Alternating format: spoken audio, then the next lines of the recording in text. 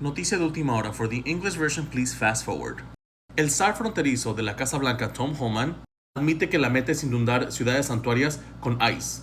El zar fronterizo de la Casa Blanca, Tom Homan, anunció una escalada drástica en la aplicación de la ley migratoria de ICE en ciudades santuarias, continuando con Nueva York, verificando que quiere redoblar y triplicar las operaciones en esos territorios y en los cuales ya ICE está presente, inundando las zonas santuarias con agentes de ICE en comunidades, cárceles y centros de trabajo, con o sin el apoyo de las autoridades locales. Esto es todo por el momento. Síganme para más información mientras esta historia se sigue desarrollando. Breaking news. Border Czar Tom Homan wants to flood sanctuary cities with ICE.